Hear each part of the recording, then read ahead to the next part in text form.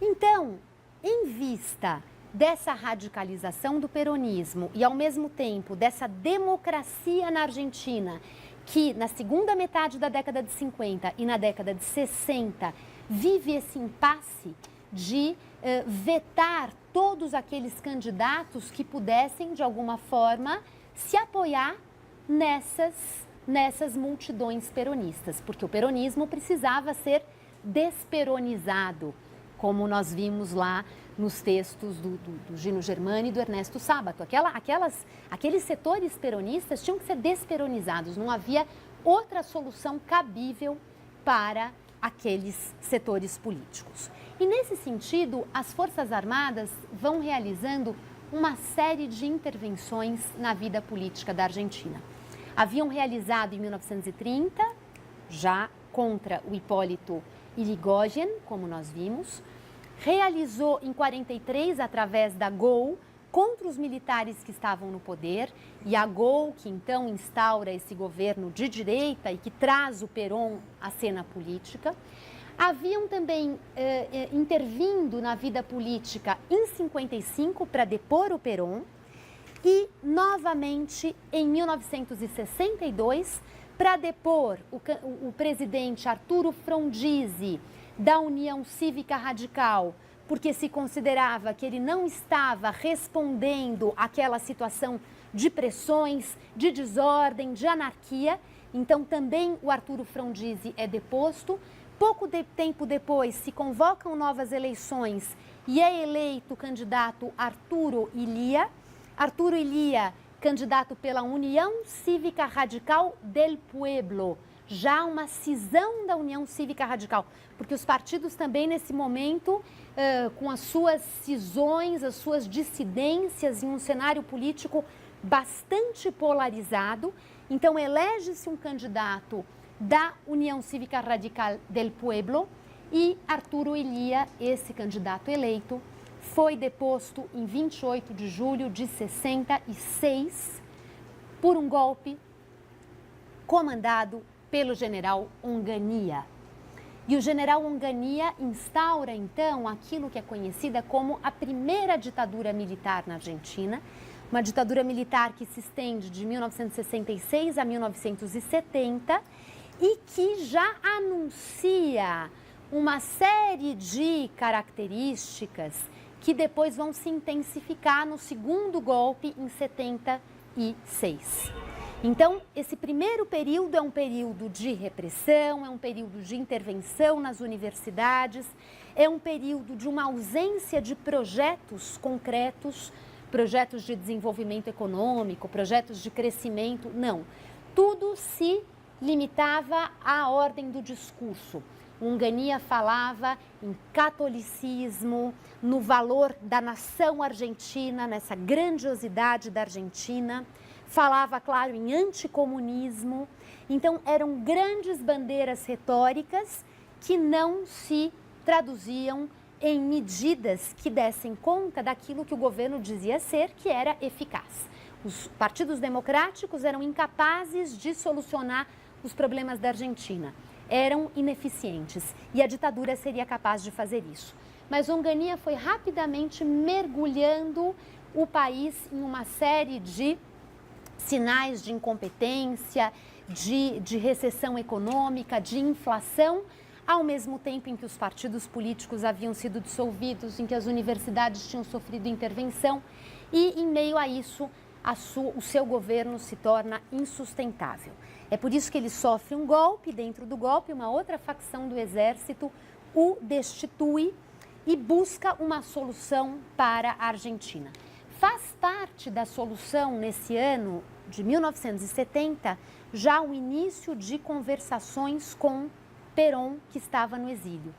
E já se percebe que apenas então a volta de Perón poderia realmente criar um mínimo de consenso no país, um mínimo de unidade para se sair daquele impasse.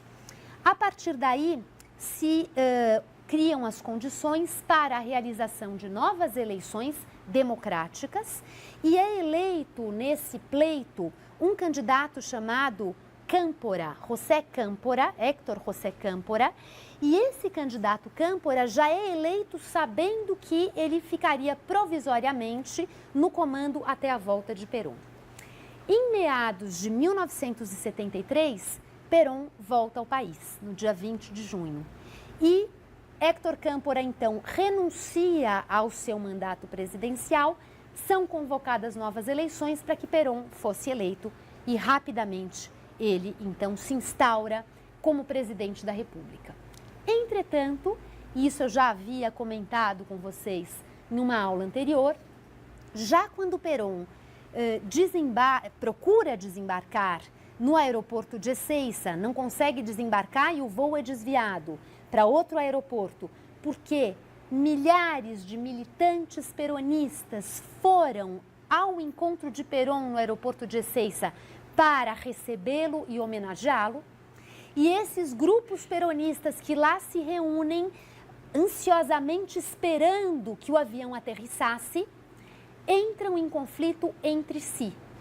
E também a polícia interfere e reage àquela multidão com claros sinais de desordem, de confronto, enfim, de uma desordem pública. E, no final das contas, esse episódio de 20 de junho representa um momento já de grande violência em que os peronistas não se reconhecem entre si, em que as autoridades aproveitam o ensejo também para perpetrar violência e silenciar um pouco aqueles grupos. O voo de Perón é desviado e quando ele desembarca, ele faz um pronunciamento condenando a presença dos militantes em Ezeiza e condenando os rumos do peronismo sem Perón, dizendo que ele não se reconhecia naquilo e que ele havia chegado à Argentina com uma outra missão, com uma outra determinação. Ou seja, Perón deixa claro que ele não embarcaria na rota de radicalização dos peronistas, mas que, pelo contrário, ele falaria em nome da restauração da ordem, da restauração dos padrões de normalidade. Perón governa por um período curto, porque ele fica doente e vem a falecer em 1º de julho de 74, praticamente um ano depois, e a vice-presidente, a sua esposa, Isabelita Perón, Maria Estela Martínez de Perón, a segunda mulher do Perón, Isabelita assume o poder em 74.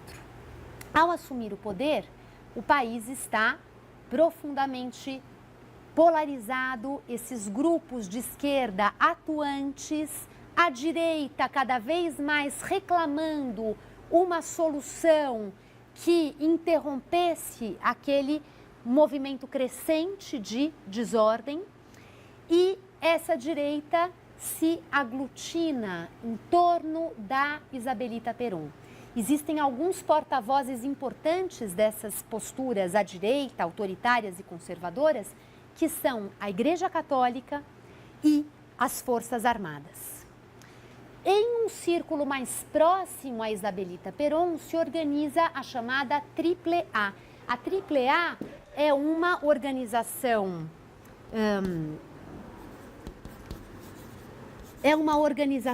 paramilitar que já coloca em prática uma série de medidas repressivas, que vão ser depois levadas realmente ao cabo, que vão encontrar sua plenitude durante o regime militar. É por isso que hoje vários autores consideram que, na verdade, todo o aparato ditatorial na Argentina já começou a ser estruturado em 74, 75, durante o governo da Isabelita Perón. Existe um filme maravilhoso que mostra a história de um rapaz que já assassina gente em nome da AAA. Fernando, depois a gente tenta lembrar, que é um filme extraordinário, enfim, sobre um rapaz que perde a sua mulher jovem, assassinada por um sujeito que matou a mulher por razões passionais pessoais, mas que já atuava em nome da AAA e, enfim, mostrando um pouco esses bastidores de uma violência crescente durante o governo da Isabelita. E Isabelita contava com um grande mentor chamado José López de la Rega, conhecido como El Brujo, e esse homem teria sido o responsável por criar o aparato da Tríplice A. Ou seja, o governo de Isabelita Perón é um governo que já pende para soluções violentas, soluções autoritárias e, ainda assim, a polarização, as tensões não param de crescer e Isabelita é derrubada em 24 de março de 1976 por um golpe militar que instaura uma relativamente longeva ditadura. Eu digo relativamente, essa ditadura vai de 76 até a eleição, as coisas já, enfim, um pouco antes, mas a eleição do Raul Alfonsín em outubro de 1983. E eu digo relativamente porque, só para lembrar aqui que, por exemplo, países como o Paraguai tiveram a ditadura, como no Paraguai a ditadura do Stroessner, que durou décadas, né? Que teve início em 1954. Então, há ditaduras que levam décadas. Aqui, a da Argentina, entretanto, é uma ditadura que tem início com a tomada de poder por parte de uma junta militar chefiada pelo governo de Videla. Desse general que, como eu disse a vocês, em 85 foi condenado à prisão perpétua. E Videla governou até 81, quando ele foi então sucedido pelo general Viola e depois pelo general Leopoldo Galtieri. Esses anos de governo ditatorial na Argentina são marcados por um profundo e disseminado uso da violência. Eu não vou aqui descrever todos os recursos mobilizados nesse momento para instaurar essa repressão, mas eu quero mais uma vez chamar a atenção de vocês para esses autores como Guillermo O'Donnell, que eu mencionei no início, que consideram que na Argentina a violência foi de tal ordem e ao mesmo tempo uma violência que convivia com um vazio de projetos por parte do governo, ou seja, o governo militar, diferentemente do Brasil, onde havia a ideia do milagre econômico, havia a ideia, enfim, de um investimento na Amazônia, nas grandezas do Brasil, na Argentina não houve isso. Então, o vazio acompanhado dessa aposta sem precedentes na violência fez com que a violência na Argentina se difundisse para o microcosmos. Para além daquele aparato criado realmente pelo governo, qualquer pequena autoridade se sentia autorizada a fazer uso da violência. E com isso, os assassinatos, os desaparecimentos, as torturas acabaram acontecendo em porões, em situações que extrapolavam o controle do governo. O que não desculpa o governo, a ideia da interpretação não é essa, mas a ideia é de se mostrar quão socialmente enraizada esteve essa experiência de usar a violência, de empregar a violência contra um vizinho, contra um desafeto, ou seja, uma experiência de autoritarismo, de condutas autoritárias que se arraigou em setores mais amplos da sociedade. Então, são autores que vão demonstrar isso, que os índices extraordinários que a violência alcançou têm a ver também com isso, com a apropriação da violência por parte de indivíduos nos seus microcosmos. Tá? Isso era uma coisa que eu queria enfatizar. Bom, não vou repetir aqui, não vou entrar em detalhes a respeito daquilo que caracteriza as relações desse regime ditatorial com a universidade, com o poder judiciário, com os partidos políticos. São coisas que vocês podem pesquisar depois. Eu queria concluir essa breve apresentação a respeito da Argentina mencionando que Esse vazio de soluções encontra o seu ápice no ano de 1982, quando então os ditadores argentinos tentam uma última cartada, que foi a cartada da Guerra das Malvinas. O arquipélago das Malvinas, também chamadas Ilhas Falklands, pertencia à Inglaterra desde os anos 1830, ou seja, pouco depois da emancipação da Argentina, já a Inglaterra tomou conta desse arquipélago. E assim a coisa permaneceu ao longo de todos esses anos. Havia, claro, vira e mexe, uma voz que se levantava na Argentina para reclamar aquele território, mas nada de contundente havia sido feito.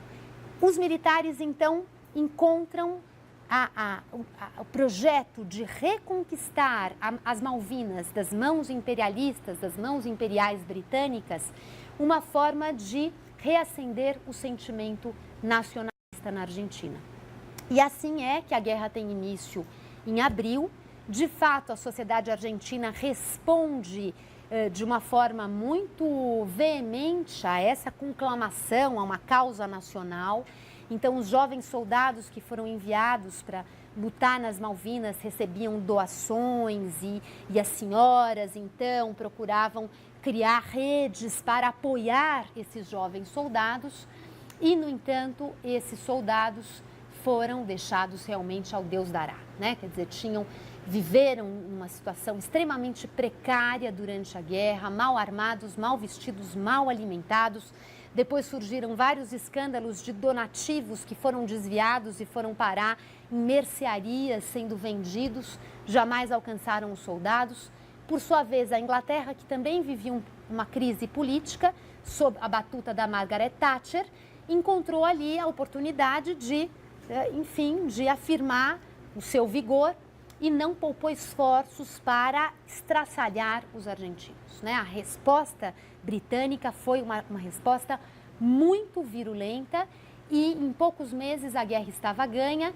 Os argentinos foram obrigados a assinar a rendição e a popularidade da Margaret Thatcher disparou na Inglaterra, né? Quer dizer, a coisa teve aquele efeito na Inglaterra, ao passo que na Argentina já estava claro que a ditadura militar não era mais sustentável. E em pouco tempo o Galtieri renunciou e foram feitos os trâmites para a redemocratização.